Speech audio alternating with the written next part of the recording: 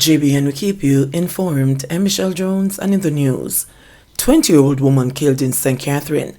The Linstead Police in St. Catherine have launched an investigation into the death of a 20-year-old woman on Saturday.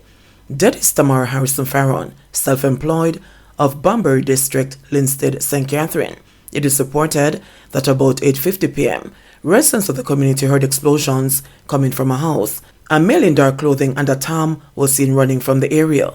The police were contacted and a team responded and found the victim inside her kitchen with what appeared to be gunshot wounds all over her body. The body was removed to the Linstead Community Hospital in St. Catherine. No motive has been established for the killing. Trelawney woman perishes in house fire.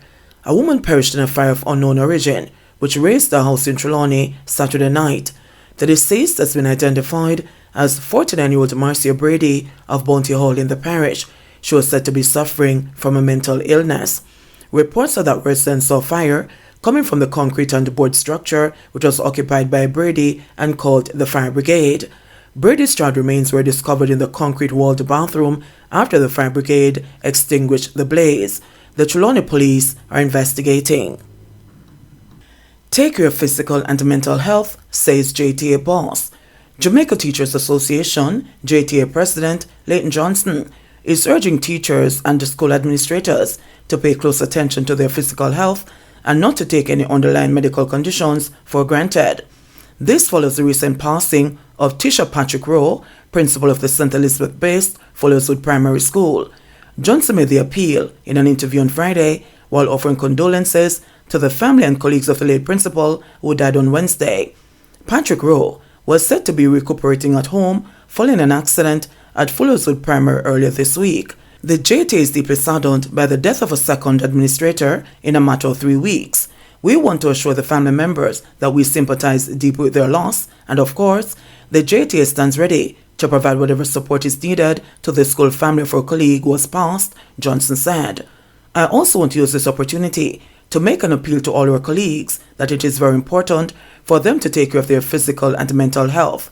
We encourage them not to take any medical condition for granted, and they must get the necessary and proper checks to identify whatever underlying conditions there may be lurking, Johnson added.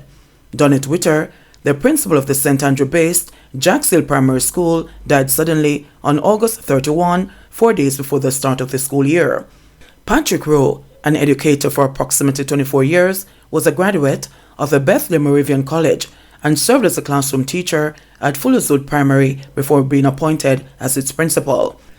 Johnson also called on educators to take time away and rest from the high-stress classroom environment and, in the case of principals, overseeing the administrative duties of their schools. The JT had previously voiced concern about the stress levels being faced by teachers and urged educators to prioritize self-care, following the deaths of several educators last year, which were attributed to the stresses of the teaching profession compounded by underlying medical conditions. 12 educators died between March 11 and August 28, 2022. Mark Golding speaks out against corruption at PNP conference. Opposition leader Mark Golding has blasted the government of Prime Minister Andrew Holness for what he claims is its tolerance of corruption. Golding, delivering the main address at the public session of the People's National Party's annual conference at Kingston's National Arena, called for the Integrity Commission to be fully supported in its mandate to hold public officials accountable. Among the policies which he said a new PNP government will pursue will be a new emphasis on the Employment Share Ownership Plan, ESOP, to give workers a stake in the ownership of enterprises.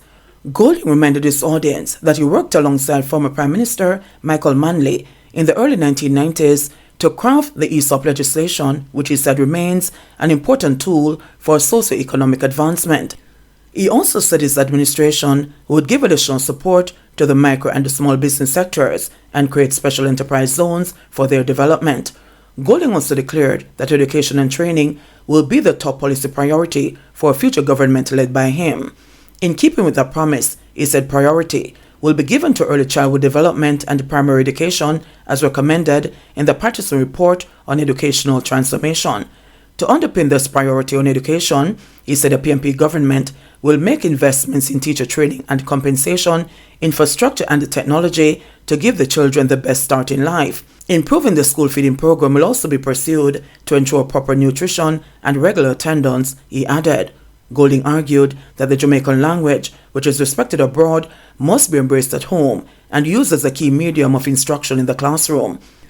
He also declared his party's intention to include the teachings of national hero Marcus Mosiah Garvey in school and restore the teaching of civics as well. With regard to tertiary education, he promised that the PNP government will eliminate the need for a guarantor for student loans, as many students from poor families find it hard to find such guarantors. Furthermore, he said, when a loan recipient is out of a job, the loan repayment will be frozen pending the person's return to the workforce.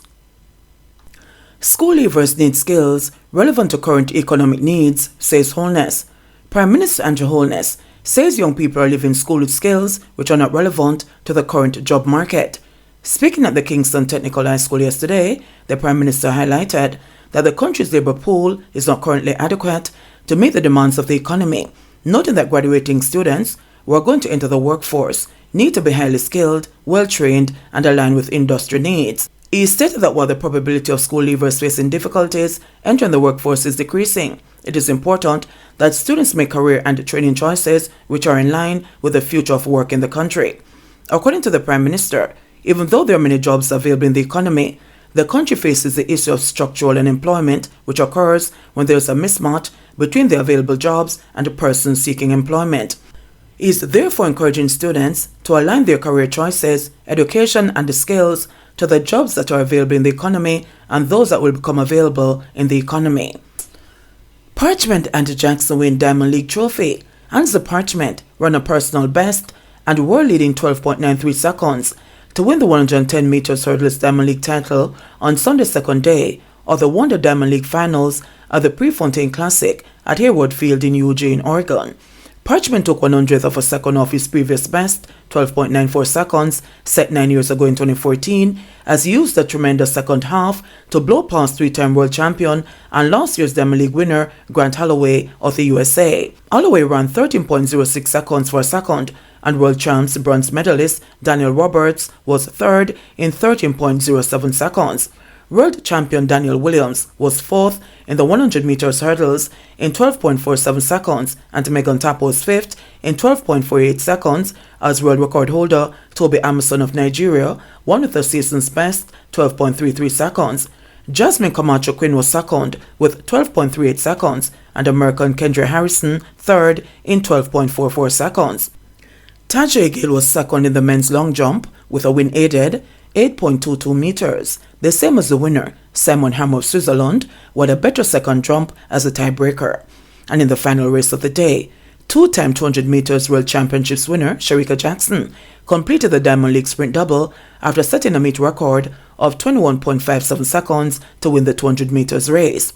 A day after running 10.7 seconds to win the 100 meters, Jackson was not challenged as she broke the previous meet record of 21.77 seconds set in 2017 by the late Tori Bowie. Mary Jose Talu was second with her season's best 22.10 seconds, and Antonique Strawn of the Bahamas was third in 22.16 seconds. Meanwhile, Notoya Gould Topping broke her own Jamaican national record in the women's 800 meters after she placed third in 1 minute 55.96 seconds, faster than the 1 minute 56.15 seconds she ran in Monaco in 2018.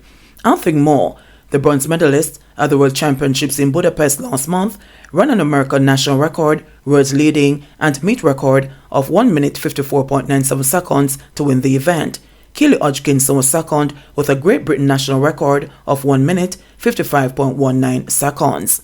JBN, we keep you informed. Please remember to subscribe, like, share, leave us a comment, and click the notification bell to receive our daily news items.